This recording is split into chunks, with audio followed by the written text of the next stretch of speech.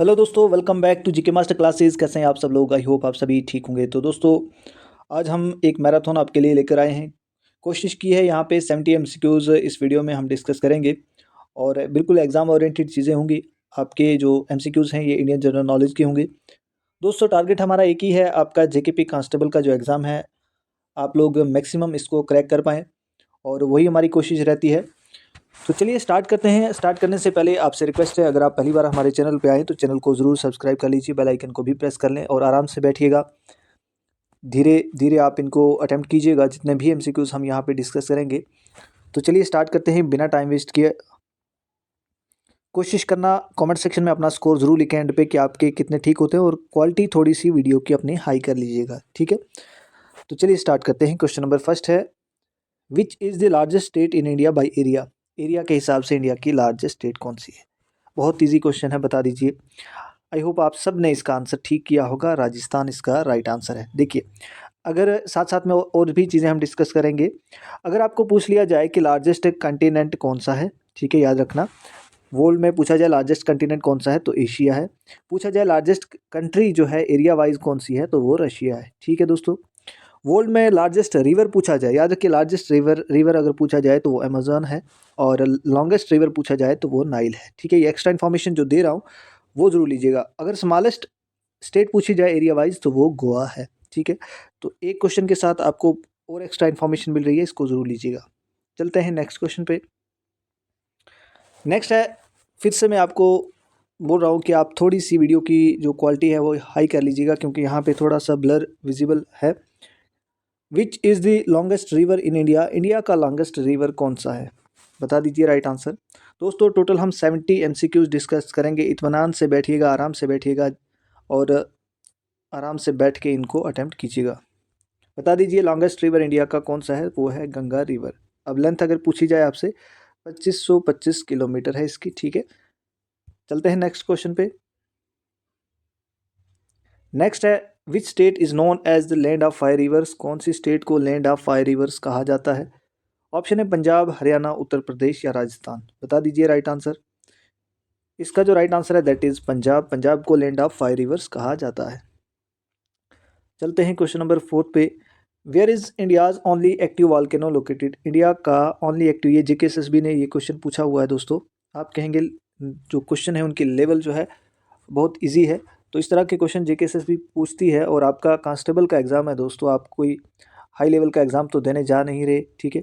तो हो सकता है आपको थोड़े से क्वेश्चन टफ भी हों, लेकिन मैक्सिमम क्वेश्चन यहाँ चांसेस हैं इजी टू मॉडरेट आपका पेपर जो होने वाला है। तो बता दीजिए एक्टिव वॉल्केनो कहाँ पे लोकेट करता है? वो है अंडमान एंड निकोबार। अब एक्टिव वॉल्केनो भी बता दीजिए मुझे, ठीक है। आपने सुना होगा बैरन आइलैंड, ठीक है। तो ये आपका एक्टिव वॉल्केनो है, कहाँ पे है? अंडमान एंड निकोबार में। क्वेश्चन नंबर 5 है दोस्तों आज का। What is the southern most point of India? अगर हम दोस्तों स्लो बात कर रहे हैं यहाँ पे तो आप वीडियो की स्पीड बढ़ा भी सकते हैं। अगर फास्ट वे में डिस्कस कर रहे हैं तो आप काम कर सकते हैं, अपने हिसाब से देखिएगा जैसे आपको अच्छा लगे। What is the southern most point of India? India का साउदर्न मोस्ट पॉइंट कौन सा है? इंदिरा पॉइंट है, कन्याकुमारी है, निकोबार पॉइंट है या रामेश्वरम है? बता दीजिए राइट आंसर। देखिए, क्वेश्चन में अगर होता मेन लैंड पूछा होता कि इंडिया की मेन लैंड का साउदर्न मोस्ट पॉइंट कौन सा है तो आंसर होता कन्याकुमारी, ठीक है। लेकिन यहाँ पे सीधा पूछा है कि इंडिया का साउदर्न मोस्ट पॉइंट कौन सा है, दैट इज़ इंदिरा पॉइंट। चलते हैं नेक्स्ट क्वेश्चन पे। अब दोस्तों आपके कुछ क्वेश्चन जो हैं वो पॉलिटिकल साइंस में से होंगे। How many fundamental rights are there in Indian constitution? Indian constitution में फंडामेंटल राइट्स कितने हैं? बहुत अच्छे से दोस्तों इन पे मैंने वीडियोस लेक्चर आपको प्रोवाइड किए हैं। अगर नहीं देखें तो प्लेलिस्ट में एक बार ज़रूर जाके देखना, एग्जाम से पहले पहले बहुत बेनिफिट होगा। Fundamental rights, Indian constitution, directive principle of state policy, सारे जितने भी आपके जीके के टॉपिक्स हैं उन पे लेक्चर ऑलरेडी रिकॉर्डेड है, वहाँ पे आप देख लीजिएगा।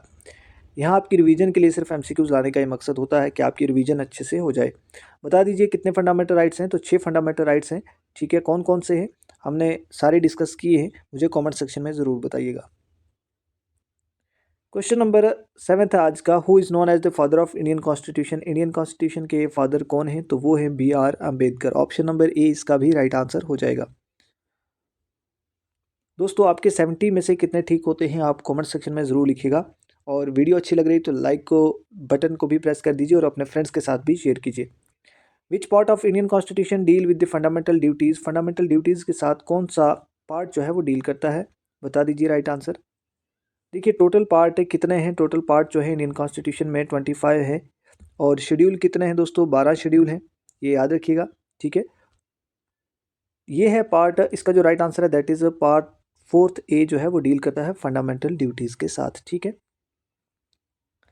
नेक्स्ट है, who was the first president of India, पहले इंडिया के प्रेसिडेंट कौन है। ऑप्शन है doctor Rajendra Prasad, doctor S Radha Krishna, Jawaharlal Nehru या B.R. अम्बेडकर। तो इसका जो राइट आंसर है that is option number A, doctor Rajendra Prasad, ठीक है, पहले प्रेसिडेंट हैं इंडिया के। नेक्स्ट है, how many schedule are there in Indian constitution, हमारे संविधान में, भारत के संविधान में कितने शेड्यूल हैं, ऑलरेडी हमने ऊपर डिस्कस किया दोस्तों, 12 शेड्यूल हैं। जब स्टार्टिंग में बना था हमारा संविधान तो 8 ही शेड्यूल थे, लेकिन बाद में 12 हुए और पार्ट भी 25 हुए। पहले कितने थे, 22 पार्ट थे, अब जो है 25 हैं, ठीक है, याद रखिएगा। चलते हैं नेक्स्ट, ये इकॉनमी में से दोस्तों आपका क्वेश्चन है, when was the reserve bank of India RBI establish. देखिए आप कहेंगे कि ये हमारे सिलेबस में नहीं है इकॉनमी, दोस्तों JKSSB का कोई भरोसा नहीं है, कहाँ से आपको क्वेश्चन जो है पुट अप करेगी एग्ज़ाम में। आपको ये कोई ज़रूरी नहीं है कि आपको सिलेबस में से ही क्वेश्चन वहाँ पे हो, मैक्सिमम क्वेश्चन आपको बाहर से भी हो सकते हैं। तो आप इसीलिए मैं बार बार कहता हूँ कि स्टैटिक GK को आप कहीं से भी मिलता है उसको ज़रूर प्रैक्टिस कीजिएगा। उन क्वेश्चन को जो हर एक एग्ज़ाम में रिपीट हुए होते हैं वो क्वेश्चन आपको बहुत ज़्यादा हेल्प करते हैं आपके एग्ज़ाम की तैयारी में। Reserve bank of India RBI के बारे में बता रहे हैं दोस्तों कि इस्टेब्लिश कब हुआ है, तो ये है 1935 में, ठीक है। एग्जैक्ट डेट मुझे कमेंट सेक्शन में आप ज़रूर बताइएगा। What is the currency of India, India की करेंसी क्या है, तो वो है Indian rupee, option number A इसका राइट आंसर हो जाएगा। नेक्स्ट है, who is known as the father of Indian economic reform, जो इकोनॉमिक रिफॉर्म आई थी दोस्तों 1991 में, ठीक है, जिसे LPG कहा जाता है, ठीक है। तो इस रिफॉर्म के फादर किसको माना जाता है, वो थे option number B PV Narasimha Rao, option number B इसका राइट आंसर हो जाएगा। और तब जो फाइनेंस मिनिस्टर थे दोस्तों वो थे मनमोहन सिंह, ये भी याद रखिए। यहाँ पे जो राइट आंसर है मनमोहन सिंह है, ठीक है, ऑप्शन नंबर A जो है राइट आंसर हो जाएगा। नेक्स्ट चलते हैं, which is the largest rice producer state in India, largest rice producer state India की कौन सी है, पंजाब है, उत्तर प्रदेश है, तेलंगाना है, वेस्ट बंगाल है। दोस्तों देखिए यहाँ पे बहुत ज़्यादा कंट्रोवर्सी है, जो पहली थी वो वेस्ट बंगाल थी, लेकिन अब रिसेंट जो है वो तेलंगाना है। एग्ज़ाम में ऑप्शन के हिसाब से जाइएगा, अगर एग्जामिनर ने वेस्ट बंगाल दिया होगा और तेलंगाना नहीं होगा तो वेस्ट बंगाल को टिक करके आइएगा, अगर दोनों ऑप्शन हुए तो तेलंगाना को करिए, क्योंकि अपडेटेड जो रिसेंट डाटा है उसमें तेलंगाना है, ठीक है। नेक्स्ट है, India is the largest producer of which spice in the world, India जो है किस स्पाइस में लार्जेस्ट प्रोड्यूसर है, वो है ऑप्शन नंबर A, ठीक है।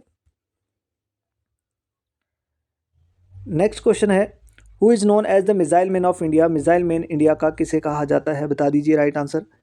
देखिए कोशिश किया करो कि पहले आप अटेम्प्ट करें खुद, उसके बाद वीडियो को पॉज करके आंसर अपना करिए, फिर उसके बाद देखिएगा कि आप ठीक कर रहे हैं, उस तरह से अटेम्प्ट कीजिएगा आप, उस वैसे आपको पता चल जाएगा कि आपकी तैयारी किस लेवल की है। तो इसका जो राइट आंसर है that is option number A APJ Abdul Kalam, ठीक है। नेक्स्ट है, what is the India's first satellite, India की पहली सैटेलाइट कौन सी है, आर्यभट्टा है, बस्करा है, इनसाट फर्स्ट A है या रोहिणी है, तो बता दीजिए राइट आंसर। यहाँ पे जो राइट आंसर है that is option number A Aryabhatta, ठीक है। क्वेश्चन नंबर 18 है, where is the headquarter of ISRO located, ISRO का हेडक्वार्टर कहाँ पे है, बेंगलुरु में है, हैदराबाद में है, चेन्नई में है या मुंबई में है, बता दीजिए राइट आंसर। इसरो का जो हेडक्वार्टर है वो बेंगलुरु में है, ऑप्शन नंबर A इसका राइट आंसर हो जाएगा। इसरो की फुल फॉर्म भी एग्जाम में पूछी जाती है, याद रखिएगा, इंडियन स्पेस रिसर्च ऑर्गेनाइजेशन इसकी फुल फॉर्म है। क्वेश्चन नंबर 19 है दोस्तों, ध्यान से करिएगा ये क्वेश्चन और वीडियो के एंड तक ज़रूर बने रहिए। इसमें 70 क्वेश्चन हम कोशिश करेंगे डिस्कस करेंगे, और आप भी बताइएगा कि आपके 70 में से कितने क्वेश्चन, मुझे तो ऐसा लगता है कि आपके सारे क्वेश्चन जो है यहाँ से ठीक होने वाले हैं। अच्छा लेवल है, कोई ज़्यादा टफ क्वेश्चन नहीं है और ना ज़्यादा ही ईजी होंगे। Which is the largest nuclear power plant in India, India का सबसे बड़ा न्यूक्लियर पावर प्लांट कौन सा है दोस्तों, बता दीजिए राइट आंसर। तो ये है कुंदन कलाम न्यूक्लियर पावर प्लांट, ठीक है, कहाँ पे है मुझे कमेंट सेक्शन में ज़रूर बताइए। नेक्स्ट है, which Indian scientist one the Nobel prize in physics, physics में नोबेल प्राइज़ पहला सबसे किसको मिला है, तो वो थे doctor CV Raman. Option number A इसका राइट आंसर हो जाएगा। नेक्स्ट है, who is current finance minister of India. Finance minister कौन है, बता दीजिए। देखिए, अगर लीडर ऑफ अपोजिशन की बात करें तो वो राहुल गांधी है। ये हमारे नरेंद्र मोदी प्रधानमंत्री हैं, ठीक है। अरविंद केजरीवाल एक्स सीएम थे दिल्ली के, ठीक है। तो अब मुझे बता दीजिए राइट आंसर क्या है। इसका जो राइट आंसर है दैट इज निर्मला सीतारमन, ठीक है। ऑप्शन नंबर डी इसका राइट आंसर हो जाएगा, finance minister. Which Indian city is known as the silicon valley. Silicon valley किस सिटी को कहा जाता है, इसका जो राइट आंसर है that is Bengaluru. Option number A जो है राइट हो जाएगा। दोस्तों, आगे बढ़ने से पहले आपकी रिवीजन के लिए यहाँ पे बहुत ज़्यादा एमसीक्यूज़, पीवाईक्यूज़ और प्रीवियस पेपर आपको मिलने वाले हैं। ये 10-12 दिन जो आपके पास बचे दोस्तों, इनको अच्छे से यूटिलाइज़ करिएगा। यही आपके डिसाइडिंग डेज़ हैं जो आपकी सिलेक्शन को डिसाइड करेंगे कि आपकी तैयारी कितनी हुई है। वो मैटर नहीं करता आपने 6 महीने पढ़ा, 4 महीने पढ़ा, 2 महीने आपने तैयारी की है, वो मैटर नहीं करता। अगर आपने रिवीजन अच्छे से कर ली, आपने मॉक टेस्ट लगाए, आपने एमसीक्यूज़ प्रैक्टिस किए, उन्हीं टॉपिक को टॉपिक वाइज एमसीक्यूज़ प्रैक्टिस करी, क्योंकि आपका जो एग्ज़ाम है वो एमसीक्यूज़ बेस्ड है। तो जहाँ से भी मिलते हैं, मैं ये नहीं कहता कि यहीं से लीजिए, जहाँ से भी आपको एमसीक्यूज़ मिलते हैं, जिस चैनल से मिलते हैं, गूगल से करिए, जहाँ से भी करिए, लेकिन एमसीक्यूज़ ज़रूर प्रैक्टिस कीजिए। और हाँ, यहाँ भी हमारे पास भी आपकी रिवीजन के लिए जो एमसीक्यूज़ रखे हैं दोस्तों, 5000 प्लस आपको एमसीक्यूज़ और वन लाइनर क्वेश्चन मिलेंगे। 75 मार्क्स के, इसमें रीजनिंग और मैथ नहीं होगा। बाकी इंग्लिश, कंप्यूटर, जम्मू कश्मीर और इंडियन जीके का टॉपिक वाइज आपको एमसीक्यूज़ मिलेगा। 1000 आपको जेके एसएसबी के पीवाईक्यूज़, और ये मोस्ट इंपॉर्टेंट है, आप इनको लगाइएगा। आपको लेवल पता चल जाता है कि जेके एसएसबी का लेवल क्या है, आप किस लेवल की तैयारी कर रहे हैं, उनके पेपर किस तरह से आते हैं। आपको प्रीवियस पेपर की पीडीएफ भी सेंड कर दी जाएगी। स्टैटिक जीके, जो मैं बार बार कहता हूँ, स्टैटिक जीके को पढ़िए। वन लाइनर क्वेश्चन 1000 मिलेंगे, जम्मू कश्मीर के 1000 क्वेश्चन होंगे। जनरल इंग्लिश के, जनरल नॉलेज के जो आपका 25 मार्क्स का, उसके टॉपिक वाइज आपको 400 प्लस एमसीक्यूज़ मिलेंगे। जम्मू कश्मीर के 600 प्लस एमसीक्यूज़ आपको मिलेंगे। कंप्यूटर के 600 प्लस होंगे। एवरीडे साइंस के 400 मोस्ट इंपॉर्टेंट क्वेश्चन दोस्तों ये सारे। आपको इंडियन हिस्ट्री के 200 मिलेंगे। जम्मू कश्मीर के हिस्ट्री के भी दोस्तों 200 प्लस होंगे। Indian economy, Indian geography, world geography, mock test 15 होंगे। और कंप्यूटर के अलग से दोस्तों वन लाइनर क्वेश्चन 300। ये सारे क्वेश्चन दोस्तों आपको 5000 6000 प्लस क्वेश्चन आपको जस्ट 149 में, इसलिए ताकि हर बच्चा जो है रिवाइज़ कर पाए टाइम से, इसलिए कोई प्राइस ज़्यादा नहीं रखी है। कॉन्टैक्ट नंबर है, इसी पे व्हाट्सअप मैसेज कीजिए। कोशिश करें कॉल को अवॉइड करें और व्हाट्सअप मैसेज करें। आपको व्हाट्सअप पे डिटेल मिल जाएगी। पेमेंट करना है, आपको स्क्रीनशॉट भेजना, और विद इन सेकंड में आपको वहाँ से नोट्स अवेलेबल हो जाते हैं। तो प्रैक्टिस करिएगा जितना हो सके। ये आपका टाइम जो है बहुत कीमती है, इसको अच्छे से यूटिलाइज़ कीजिए। अगर जॉब लेना चाहते हैं, सीरियस कैंडिडेट है, तो ज़रूर प्रैक्टिस कीजिए इस टाइम पे, और रिवीजन करिए जितनी हो सके। क्वेश्चन नंबर 23 है दोस्तों, विच port is the largest port in India. Largest जो है पोर्ट कौन सा इंडिया का, तो वो है जवाहरलाल नेहरू पोर्ट, ठीक है। ऑप्शन नंबर ए इसका राइट आंसर हो जाएगा। नेक्स्ट है, what is India's national sport. India का नेशनल स्पोर्ट कौन सा है। आप कहेंगे बहुत बेसिक क्वेश्चन है, लेकिन आप प्रीवियस पेपर जेके इसका देखना कांस्टेबल का, उसमें इस तरह के नेशनल बर्ड के बारे में पूछा गया है, नेशनल एंथम के बारे में पूछा गया, इस तरह के क्वेश्चन वहाँ पे देखने को मिले। तो हम ज़्यादा हाई लेवल की तैयारी करके जाएंगे, तब भी वहाँ पे बहुत बच्चों को ये चीज़ें लैक कर पाते हैं और सिलेक्शन से दूर हो जाते हैं। तो ये बेसिक चीज़ों को भी आपने इग्नोर नहीं करना है, उनको भी पढ़ के जाइएगा। Who was the first women president of India. पहली वुमेन प्रेसिडेंट इंडिया की कौन थी, बता दीजिए। राइट आंसर ये है प्रतिभा पटेल। ऑप्शन नंबर ए जो है राइट आंसर हो जाएगा। अगर पहली चीफ मिनिस्टर वुमेन पूछी जाए तो वो इंदिरा गांधी है, वो भी याद रखिए। नेक्स्ट है, what is the smallest state in India by area. Area के हिसाब से सबसे छोटी स्टेट कौन सी है, तो हमने ऑलरेडी डिस्कस किया है, गोवा स्टेट है, ठीक है। What is the national animal of India. India का नेशनल एनिमल कौन सा है, ये कमेंट सेक्शन में आप ज़रूर बताइए। What is the largest dam in India. India की लार्जेस्ट डैम कौन सी है, बता दीजिए। लॉन्गेस्ट भी और लार्जेस्ट भी, ये दोनों पूछी जाती हैं, ठीक है। तो ये है थैरी डैम, जो है इंडिया की लार्जेस्ट डैम है, ठीक है। चलते हैं नेक्स्ट क्वेश्चन पे। नेक्स्ट है, which constitutional amendment introduce the GST, यानी गुड्स एंड सर्विसेज टैक्स। इसकी फुल फॉर्म भी एग्जाम में आपको पूछी जा सकती है। कौन से अमेंडमेंट में जीएसटी जो है वो इंट्रोड्यूस किया गया था। ये थोड़े से अच्छे लेवल का क्वेश्चन है। ये जो है 101, ठीक है, 101 जो अमेंडमेंट था उसमें जीएसटी को इंट्रोड्यूस किया गया था। और ये एग्जाम में इसकी डेट भी एक बार पूछी गई थी, 1 जुलाई 2017 को जीएसटी जो है वो इंट्रोड्यूस हुआ था। ये एग्जैक्ट डेट याद रखना, ठीक है। और जीएसटी क्या है, एक इनडायरेक्ट टैक्स है। Under which article can the president of India declare the national emergency. National emergency president किस आर्टिकल के अंडर डिक्लेयर करता है, तो वो आर्टिकल 352। अब देखिए फाइनेंशियल इमरजेंसी भी लगती है, ये भी पूछा जाता है।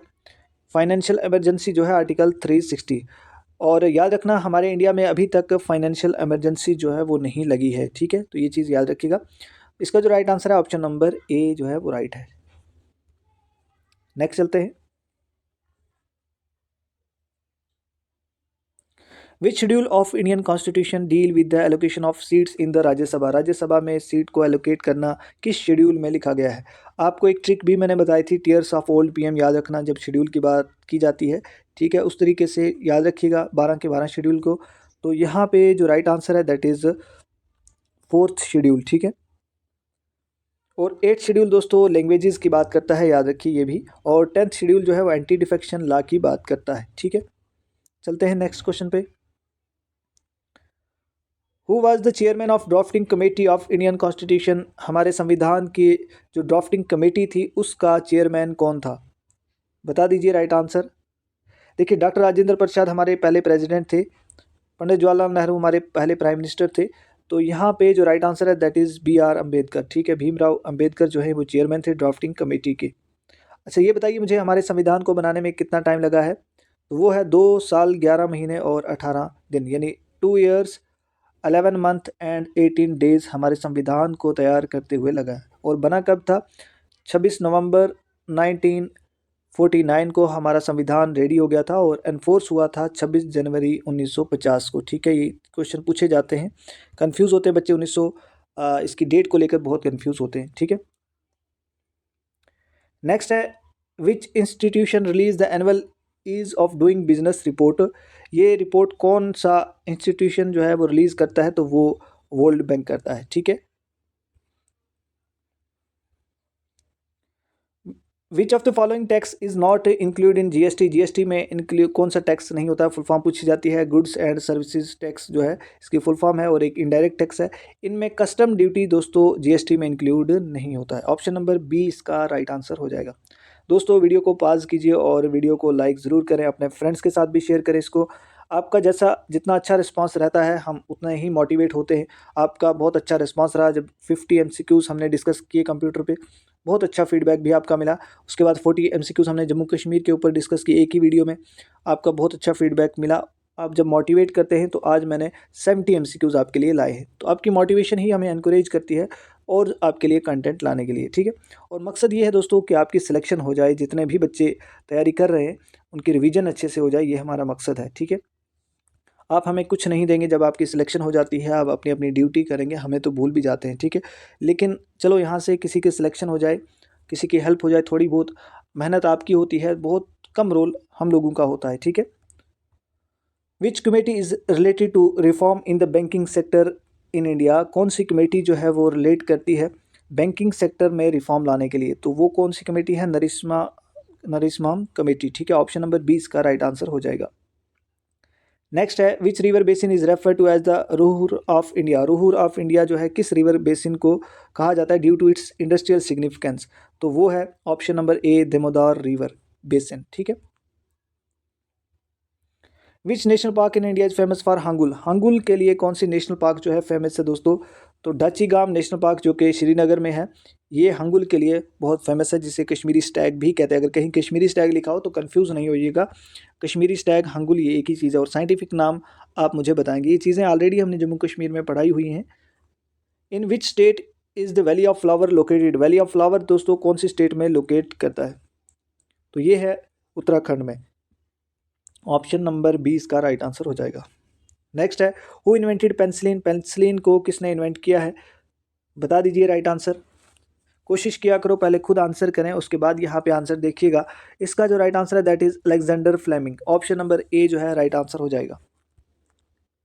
नेक्स्ट है which Indian research station is located in Antarctica. India का जो रिसर्च स्टेशन है या रिसर्च सेंटर है एंटार्क्टिका में, उसे क्या कहते हैं दोस्तों, उससे दक्षिण गंगोत्री भी कहते हैं और मैत्री भी कहते हैं, याद रखिएगा, ठीक है। ऑप्शन में जो भी हुआ आंसर करके आइएगा।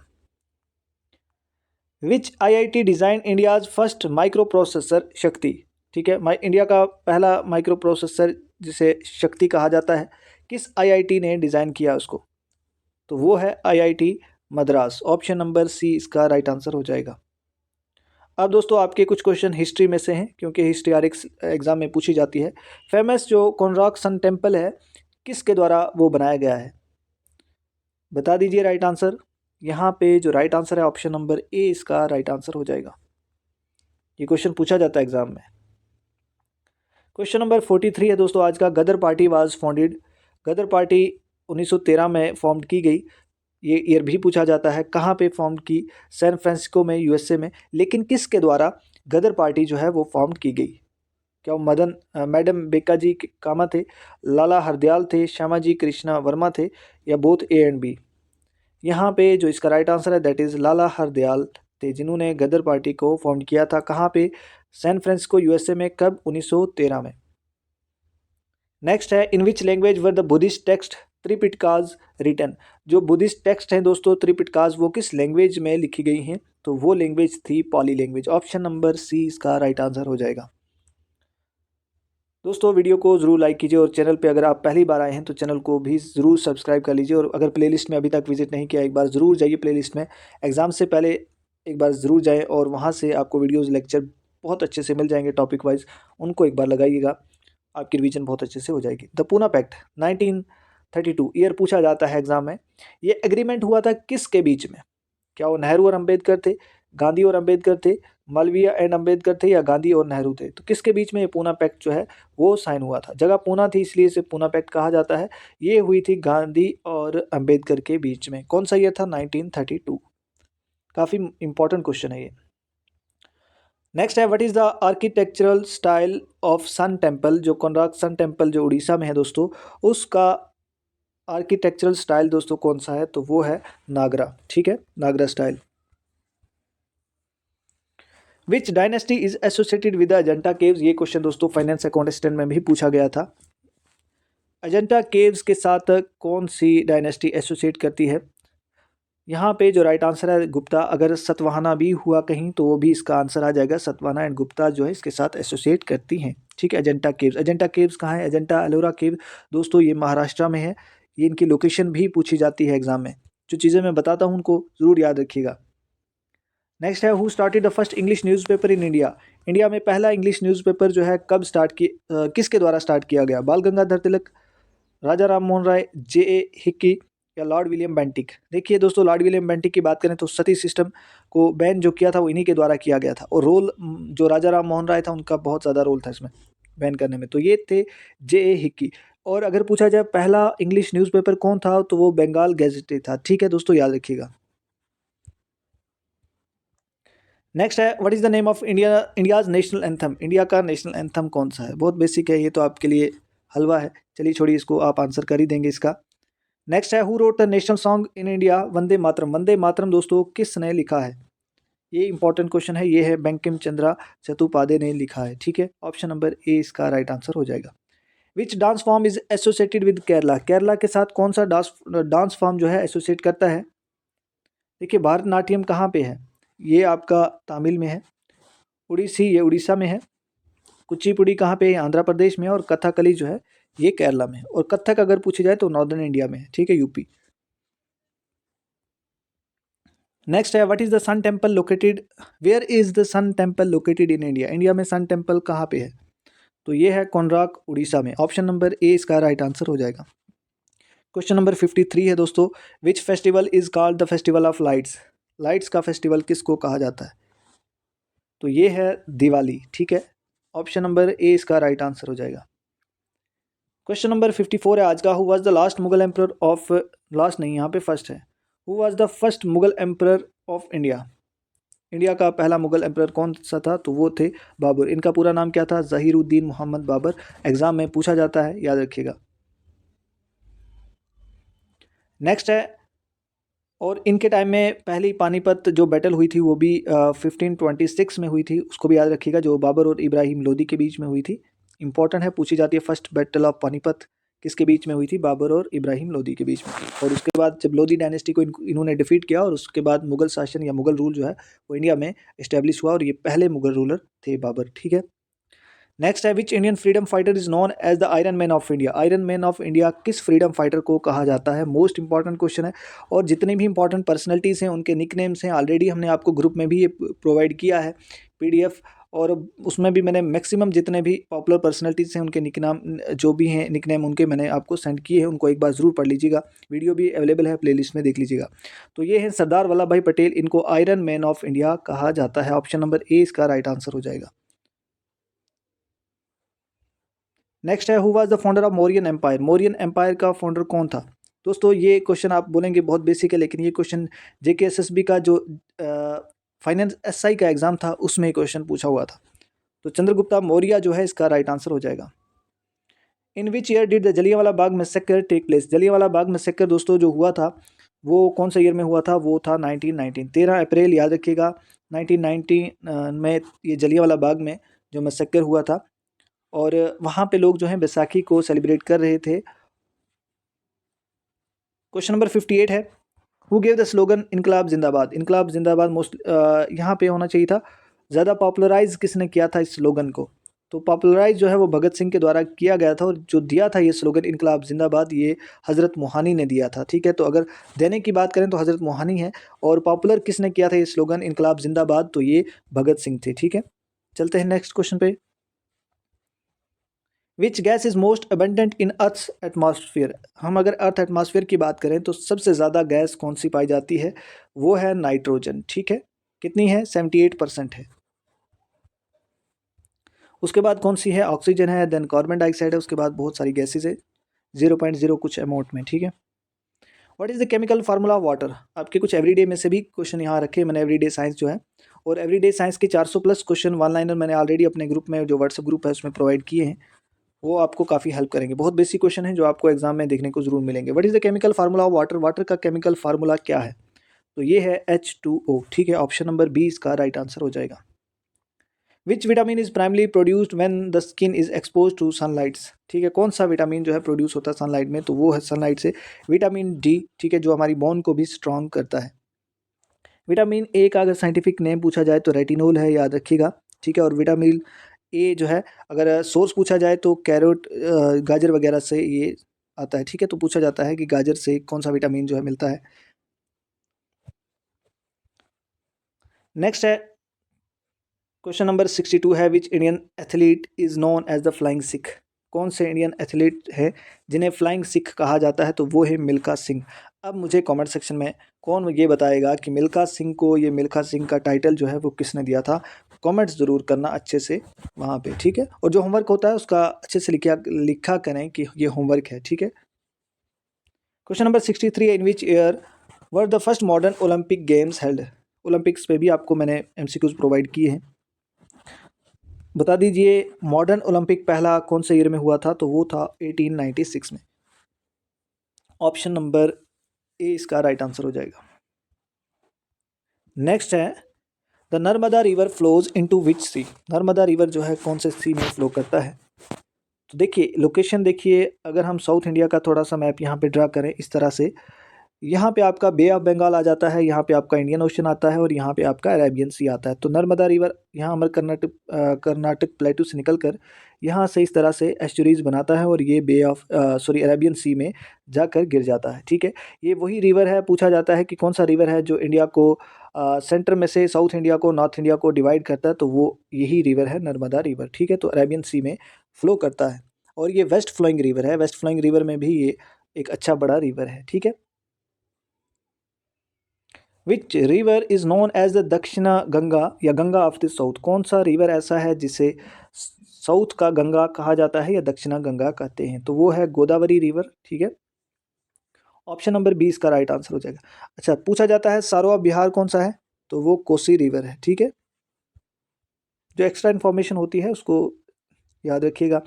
Which mountain range separate the northern plains from the Deccan प्लेटू। कौन सी ऐसी माउंटेन रेंज है जो नॉर्दर्न प्लेन्स को, ठीक है, नॉर्दर्न प्लेन्स जो यूपी बिहार इस एरियाज में से जो नॉर्दर्न प्लेन्स है दोस्तों, मैंने कहा था, समझाया था जब मैंने फिजियोग्राफी आपको पढ़ाया था कि ये नॉर्दर्न प्लेन्स डिपोजिशनल वर्क से बने हैं, जो रिवर्स अपने साथ इरोडेड मटेरियल आते हैं, जब वो डिपॉजिट हुआ उसकी वजह से नॉर्दर्न प्लेन्स बने।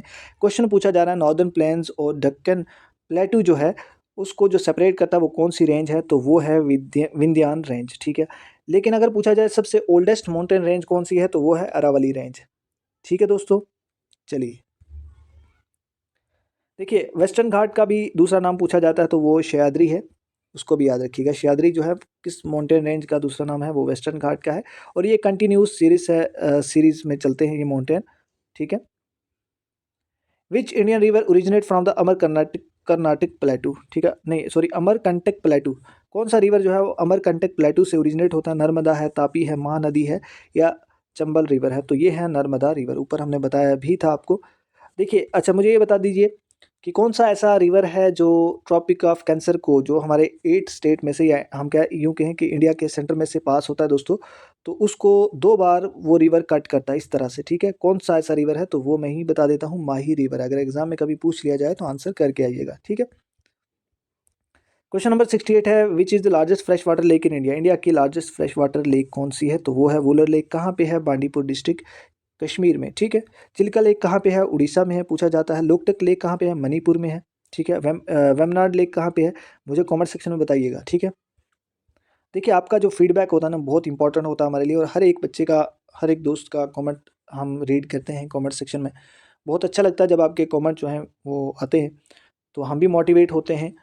आप हमें एनकरेज करते हैं कि हम और अच्छा कंटेंट आपको प्रोवाइड करें। कोशिश ये है हमारी कि आपको इस टाइम पे अच्छे से रिवीजन करवाई जाए, जितना हो सकता है कोशिश कर रहा हूँ मैं कि आपको ज़्यादा से ज़्यादा एमसीक्यूज़ प्रोवाइड करूँ।